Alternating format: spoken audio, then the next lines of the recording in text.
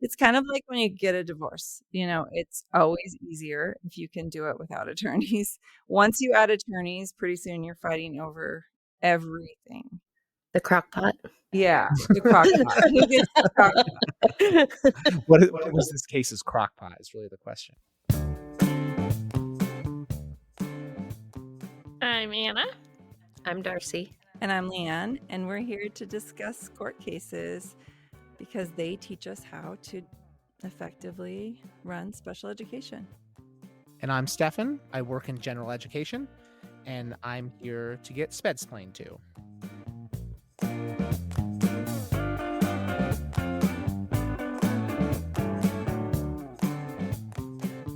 My case today is going to get into some of the technical, and I think we can teach you a bunch of new acronyms. Oh, goody. Stefan, are you ready? Yeah. Is there a multiple choice quiz at the end of this one? So first of all, this is a case about FAPE. I know and that one. I think we should always remind the audience what FAPE is. My turn. I got this. Free and appropriate public education. Nice. Episode over. So FAPE is how we meet the needs of our students, and it is our legal obligation. And in this case, we have a third grader with autism who's receiving SDI. Let's review that one. Specially designed instruction. Nice. In the area of social skills. Social. This particular student is in foster care, and so when we talk about the case, I'm not going to use parents, I'm going to use caregivers. They are the ones that filed the due process, and they are alleging that the student was denied FAPE. And the reason why they're saying that is because they felt that the measurable annual goals, which we call MEGs sometimes, were not specific or appropriate enough to be actually measured well or understood by the student or the family, and that would be a denial of FAPE. Also, that the accommodations as they were written were difficult to understand or not what the family felt like the student needed. And then there's another acronym of PWN. Nothing? Pacific Wilderness. No, Derek doesn't know It is it. really hard in this area of the country to not go PNW. Oh, yeah. Pacific Northwest. But PWN is prior written notice. And that is the document that we send every time we make decisions in a student's special education program. So what happened is we have a third grader, 9-year-old, living with the foster family. He was determined eligible for an IEP in, like I said, social skills under the category of autism.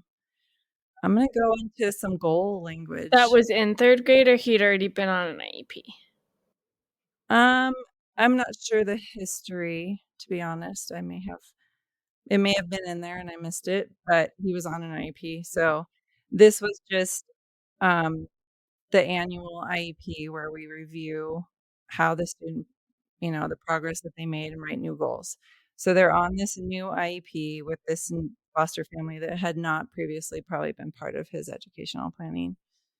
And I get to talk about goals. So we've never done that before, but there was a social skill goal, and it said, when frustrated, I'm not doing exact language, this is paraphrasing, but basically when frustrated during an unstructured activity in the absence of a preferred adult, the student would follow four steps to improve self-management, from 40% minor physical aggression to following the 4 steps and having 100% accuracy on 90% of observed instances. Whoa. I just have to say how relieved I am that you two just had that reaction, because I kind of started writing down and then I got lost. And so I was like, I can't write. I just need to listen. And I was like, I just need to see this written out. And then I looked over at Darcy and Anna, and you're both like, oh, and I just the wave of relief that goal is a mess. And I'm not the only one that's confused. Nirvana. Okay. I mean, I'll take the side of the district for a minute. It was aligned with social emotional learning standards. Oh, and as someone who's actually familiar with SEL, Right. I totally see it, right? That self-management piece, absolutely. But just for posterity, could you read the goal in its entirety again? Oh, I didn't Or the write it down right. perfectly, but the student, so we have so many different setting events, right? An unstructured activity in the absence of a preferred adult, follow 4 steps to improve self-management from, so you always have to have your baseline, which was 40% of the time the student would have minor physical aggression, to instead using these 4 steps with 100% accuracy on 90% of observed instances. You know, none of us are going to say that is a good goal. So he's like 40% of the Freaking out time over it was the baseline. And so Uh-huh. 40% of the time that he was in an unstructured setting without a preferred adult, he was having minor physical aggressive instances. And they want to move to, this is my favorite part, 100% of the times. No, there's something about like 90% of the time of 100% of the times that they observe. Well, one of the problem is our baseline is not the same measuring scale of where we're trying to get to. So if you're at 40% aggression, that's fine to have as your baseline. Then it should be less than 10% aggression or something like that. Like our scale needs to stay the same. You can't say right now we're measuring aggression, but later we're going to measure accuracy. Those aren't the same thing. So you could have 100% accuracy and 80% aggression. So that not actually be better, right? So you have to stick with the same measurement. And I can totally see how through a conversation, like during like an IEP meeting or during a conversation around like this is where we're starting and everybody intimately familiar with the student and the system that they're using to measure, I can see how a goal like this comes out of that for sure, because I bet you they understand it. And as someone from the outside, definitely a layman, it's going to seem more confusing, but it does just seem like kind of a mess. And you had said that they're the caregivers, one of the things that they brought against the district was that the measurable annual goals were not measurable, right? Not measurable, not easy to understand. But this was just the beginning. This is before due process. So this is You just haven't got to the good stuff yet. right. Like we come to an IEP with draft goals. This was their draft goal. And they said that from the beginning that this was a draft. I think the part that, you know, is clear is that they're trying to reduce the amount of minor physical aggression that this student is having. And the strategy is using those 4 steps. The way that the goal is written is a hot mess. And I teach goal writing, and I still will say there is no perfect way to write a goal. Nobody can agree on exactly how we should do this because it's really difficult to capture all the things that we're working on in a year in one goal. But, you know, you can't measure something that has this many pieces to it. It just gets impossible to graph.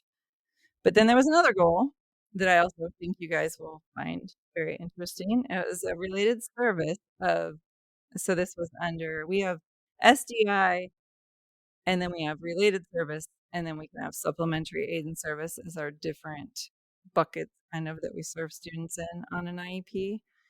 They put this goal under related service, which was interesting. And it was a social awareness goal. Get this, that the student will accept the thoughts and opinions of his peers that he does not agree with, from arguing 5 out of 10 instances to accepting their opinion and not arguing 8 out of 10 instances. So many thoughts. I don't know adults that do that very well. So many thoughts. I thought that one was super interesting too. And it was, again, a cell standard. So why is that one under related service and not SDI? Yeah, I don't know. There's a lot of like just technical things that those of us that work in special ed were like, well, why did they do that? And why did they do this? But are those all violations of FAPE? You know, not on its face. Like, not right now, I wouldn't say. Would you guys? No, I mean, Yeah, no. if they're serving him and working on it. I mean, it sounds like these are the And they want him behaviors, to stop arguing. right, that they want to address that are interfering with his education. So they did have a lot of fidelity charts and behavior charts, and I would love to see what those look like because I think some of these things are hard to tally. But they were taking data, um, and then they had a lot of accommodations. So some of those were break space, extra time, examples of completed work before the student even starts the assignment, access to snacks, access to caregivers whenever he was having behavioral challenges or anxiety, organizational strategies, chunking assignments, recess supervisor, preferential seating, visual schedule, just a ton of supports in this IEP. And then the student was getting SDI, 10 minutes in gen ed, and 30 minutes in special ed. So the family did not like the IEP, and it was determined that there would be a reeval done. So they did that, and they found that the student didn't need a behavioral intervention plan.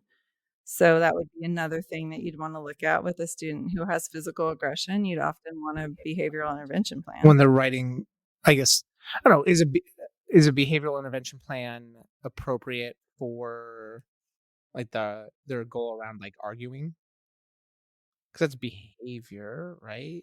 I mean, I'm going to let Anna take on that question since that's her wheelhouse. No, I would not write a behavior plan for something like arguing. Usually, you're writing behavior plans when it impacts this learning or safety of others. Unless he's like interrupting the classroom and arguing in the middle of every lesson, that's probably not impacting the learning or safety of others. So Well, and I wonder what is minor aggression. well, I thought you asked about arguing. I would did. not. No, he did, but I was thinking of the other goal. Oh yeah. For the aggression, yes, that might be warranting a behavior. Oh, that makes sense, right? The aggression. I'm not, because if that kid is getting like physical with his peers, and that's a manifestation of his disability, like that seems perfectly appropriate to write a goal around because it's physical and environmental safety. And again, third grade. I don't know. I guess I kind of want my students to argue. I've never taught third grade. I get that. I think it depends on the time and situation you're arguing, right? Like we have a 2-year-old that argues about the things he literally Good just point. asked He could for. use this No, goal. we don't Yeah. want him to do that in the form of a debate, especially on a topic of whether there is an opinion, arguing is appropriate. There are times when arguing isn't necessarily appropriate. And I think to Darcy's point, which I'm assuming the IEP says in a different spot, what does it mean to have minor aggression? Like that should also be defined because hitting to me is not a minor behavior. If he's getting physically aggressive towards peers, that's probably not labeled as minor.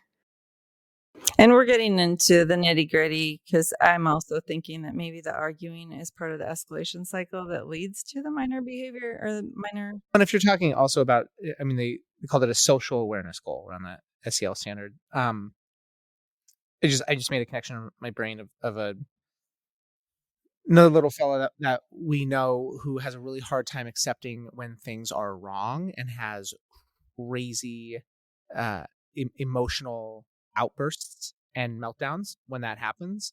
And so if like that's stemming from that, I could see how, that's a inappropriate and adverse reaction to something, to a kid just having a different opinion. And so I guess in my mind, that seems like if you need to coach a third grader, work with a third grader, and take data on this with a third grader around like, hey, how do you accept the opinions of others even though you think they're wrong, and do that appropriately? That makes sense to me. Okay. So the district sent a draft IEP with the new goals, and they stated that the student had mastered the previous goals. And so the new goal said that the student would go from having physical aggression when upset from 2 instances in 20 school days to less than 1 instance in 20 school days. So that paints a picture of a student that doesn't have a high, the students that we would do a behavior intervention plan for are often having, physical aggression multiple times per day. Yeah, okay. I'm glad you said that because that felt low to me. Yeah. Is this while the evaluation is happening? This is after. Okay. So no behavior intervention plan. This is their new draft goal. It's kind of weird to have a goal of like With such a small amount of Like progress. push 2 to 1? 0. Our goal is for him to not be aggressive. And it says less than 1, but So- Half an aggressive episode. Half. You thought about it. average every 20 days or something, maybe. So the caregivers responded to this draft IEP with 4 pages of feedback. They wanted a request for all data to be in a table form. They wanted the district to remove any criminalizing or deficit-based language. You guys want to explain that? Yeah, that was one of the first things when you read the first goal, and I was like, oh, and couldn't they have just said he does really well 60% of the time? Right.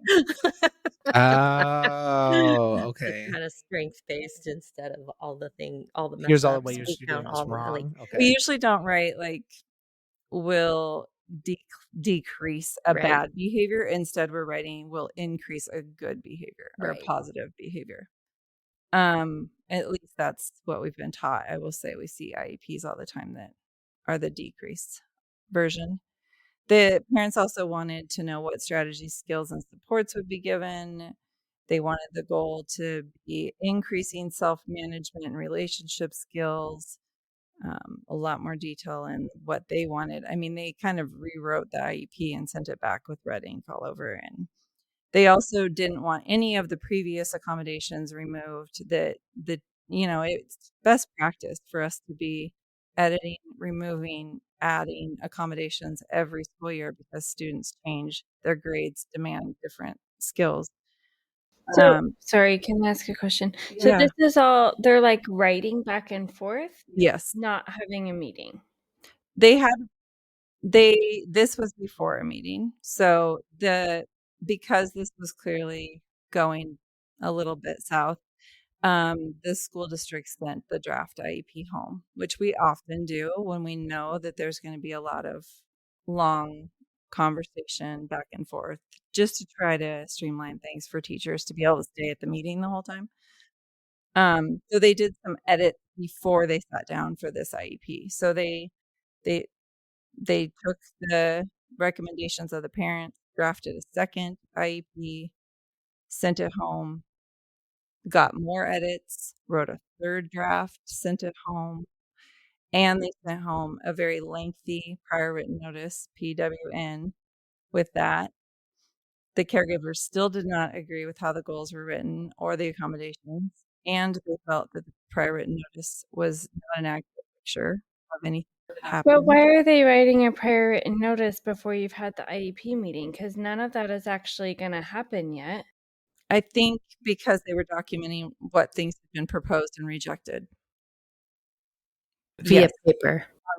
Yeah, maybe didn't need to do the prior written notice, but they were keeping kind of a log. But when They you probably overdid their prior written notice Mhm. obligation. yeah, like I would have been keeping those notes or whatever. Uh-huh. But I guess I would have waited to send the prior written notice home until we had to finally we're starting to enact the IEP or enact the change. I agree, but I think the district is like, this is going down. Uh-huh. It's never like a surprise when there's a due process, or I would say it's rarely a surprise. Like you're hearing that they're going to get an attorney. Actually, this family was meeting with an attorney very early on. Was bringing an attorney to the meetings, I should say. So, they just kept on having this back and forth until we're on 5 drafts of this IEP. And it was As directors, how Uh-huh. many drafts would you tell your teachers you're okay to send before you're like, please stop? 1.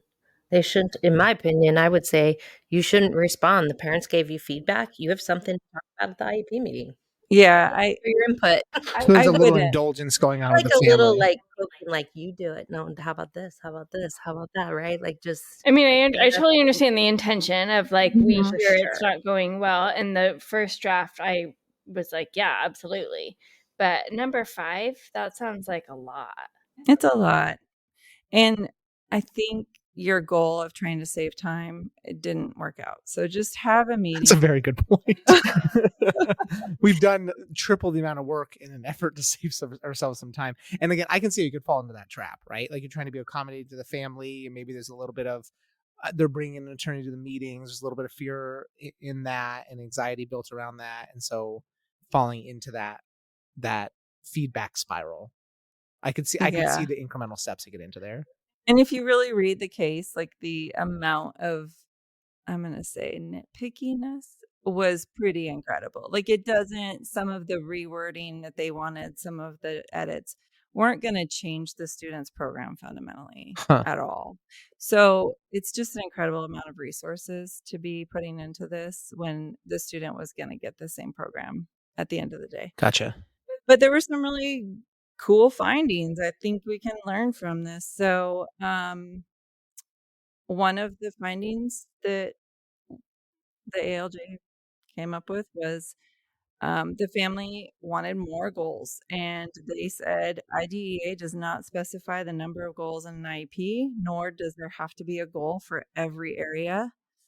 Um, and they don't, each area doesn't need to be addressed in a separate goal, which, we don't train that way. We do kind of write a separate goal for every area, but that's not really a requirement of IDEA. That was interesting. And then the fact that there was a goal at one point that was measured in more of a subjective way rather than quantitative with a number, that in and of itself is not a denial of FAPE either. The court said it could be measured subjectively, which is also something that we try to avoid. Um, That is surprising to me. yeah. I think when you're collecting data in effort to hit a goal, like I think anecdotal data has its place and its value, but like especially when you're talking about making these changes or meeting a student's individual needs, you'd want objectivity. So you could be collecting, objective data. Okay, that's a surprise. But, like we said earlier, introduced in the podcast, like IDEA and the WACs don't tell us exactly how to do special education. So there wouldn't be anything in there that's so detailed to tell us how we measure goals. They just say they have to be measurable. So I can see why the courts would say that. In a school district, we want to go a little bit further and make sure it can be graphed and that we are using data points that are numbers. But anyway, there was another question about whether or not the parents have veto power over educational programming, and they do not. Oh, okay. That was a question of mine, uh, because not I guess providing feedback on IEPs and the way goals are written within reason makes perfect sense to me. Like that seems like a parent's right. Like if you're talking about your student, it should be a partnership in the way you're writing these goals. And so, yeah, the back and forth in an email, I think that can get pretty messy. So there's a reason you do those IEP meetings in person where you can talk those things out and come to an understanding. I think previously I had asked you at some point, like if you feel like there's something that's not going well in an IEP meeting, you're like you can walk away from that. Like you don't have to sign anything. Like there's processes for you to go through. The parents not having ultimate veto. That's a theme of, of what we're talking about here today. Really is like the parents not having the ultimate veto power because there's a certain element of trust placed in school systems and the professionals who are handling this to know what they're talking about. And it's a team decision. Everything's a team decision. So nobody has veto power. Like we have due process for this purpose. So parents are free to file a due process and go through court, and they did. and it did not turn out in their favor. Yeah, so tell me what happened. So this is all the findings. All of these, so at the end of a court case, they will go through each thing that the family accused the district of, and sometimes they're numbered, and there can be like 24 of them. The court found in favor of the district in every single one of these, Oh, wow. except for one, but I will get there just a second. So another one that the caregivers had a complaint about was that they wanted the instructional methods that the teachers were going to use outlined in the IEP. That's not I required. can see that being a real rat's nest. All right, because the student moves to a new district, they don't have that curriculum. Like, there's another finding that there's no legal requirement that a goal must be written in a manner that the student can read and understand it, because the parents were feeling like the student needed to have understanding of the goal. Interesting. I know, these are all interesting things. The thing that the district lost on was that they had one goal that was not measurable due to they had some errors in there, like just typos. They didn't have commas in the right place, and they were missing some words, so it didn't have the frequency of the prompts that the child was gonna get. So that was determined to be not measurable. So the only thing the district lost on in this due process was that one of their goals wasn't measurable. Right. Gotcha. And was it the one with the 40%? They didn't actually end up with that one on it. Oh, yeah. So it is interesting though, because like I've talked to some special ed directors that read every single IEP and essentially put their stamp of approval on it. And every time I talk with them, I'm like, that is a lot of work that you don't always have time to do, but it is things like this that make them want to do it. But, the outcome for that little mistake of it not being measurable is the court ordered them to rewrite the goal. Right. Yeah, it's not like that alone got the parents to be able to be eligible for or awarded compensatory education, which is what they originally were going for. Denial of FAPE is almost always asked for compensatory education. So really very minor issue for the district to correct. The court found that the district did not violate the Andrew F standard. I'm going to just pass that to Darcy. Yeah, I might bumble this one without some backup, but prior to that case, we had just a compliance standard. Like you just need to be compliant in your IEPs, which is good because cases are typically procedural. They're procedural errors. And then Andrew F. came, who was a law case, I don't even remember when, fairly recent, and said the student needs to make a certain 2017. Thank you, 2017. But what was the language they used? They needed to make reasonably calculated to make meaningful progress in their IEP goals. So, and interestingly enough, in that case, that student would be a student who would take a WAAIM, so an alternative assessment, so it was highly impacted. And the family took him and said, these goals aren't, they're not asking you to do enough. The bar's too low. Gosh, it's a rigor. Yeah. No, that's fun. So now that's why we see these cases around goals, because they're saying, these aren't rigorous enough. We think our child can do more. And yet on the IEP end, we have an obligation to write a reasonable goal that they will meet within a year. Because if we say they're not going to meet it, we have to have another IEP meeting. Gotcha. So there's You're kind of threading this needle. Yes. Which, yeah. I mean, that's just good goal writing, right? I feel like that's not an unreasonable ask to be like, hey, set a goal they can actually achieve, but also don't set the bar so low that they can just step over it. Right. And the Andrew F case resulted in the district having to pay for private education, which is another kind of precedent that was set there. So I think we're seeing more. So that was in that case, that was you said, or you're not challenging my son, Mhm, so we're putting him somewhere else. mhm. And unlike that other one where they just unilaterally put them in an alternative learning environment, this district was required to pay for that alternative placement. Yeah. And Andrew F. went all the way to the Supreme Court. Oh, Mhm. Change the landscape of special ed is what the attorneys at all the law conferences would say. cool. So now we don't just argue about, did you do child find? Did you do FAPE? Now we're arguing about or having to defend the fact that we wrote a reasonably calculated IEP. Gotcha. Mhm. Okay. We should do a whole Yeah. podcast just on that. Sounds I'm sure great. it'll come up in lots of Mhm. other cases, but there were a couple more findings because this family had probably 28 things that they disagreed with. Another one was that the district wrote something as a modification, but it was really an accommodation. That is not a violation of IDEA. Um, they also said that they didn't get a prior written notice one time, and that's a procedural violation, but does not result in a denial of FAPE.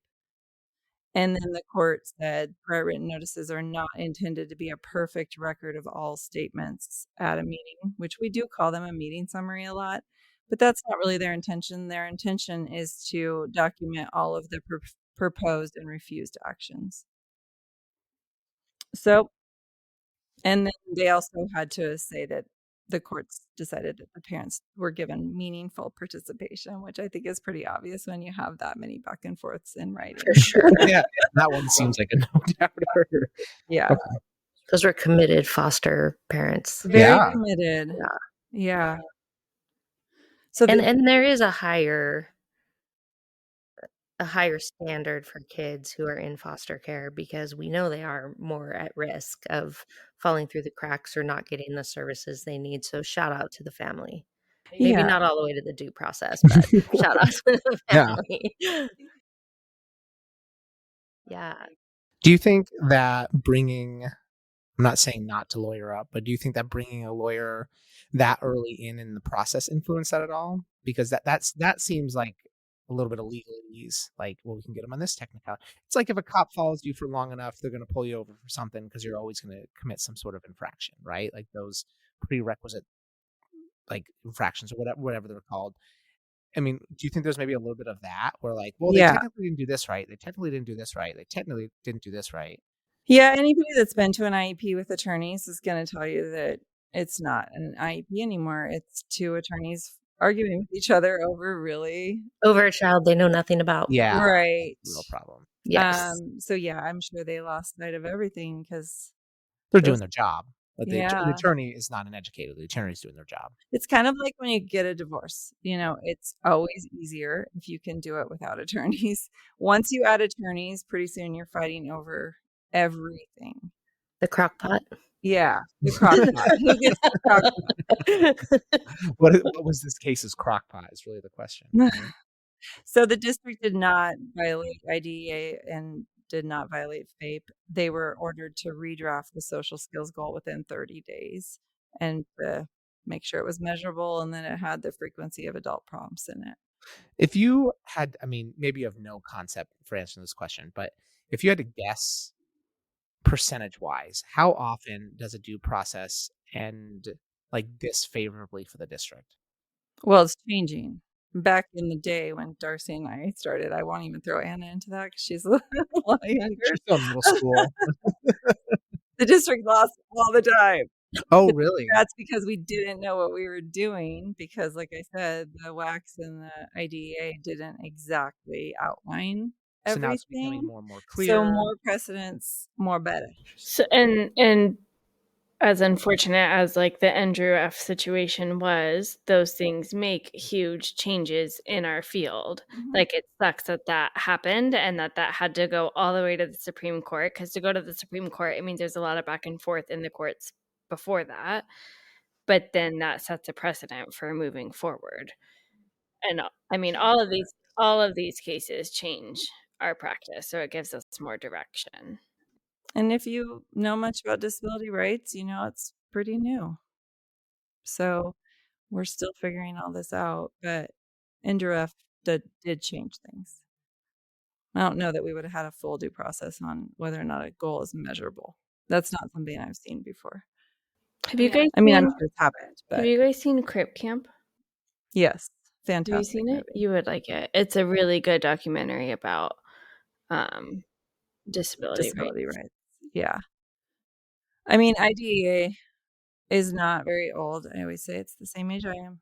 It was 1975, but so and that's when students couldn't be turned away anymore, finally, for having a disability. The school couldn't say you have to go back Which home. is so wild. I mean, That is not that in the long. terms of education, 1975 is not very long.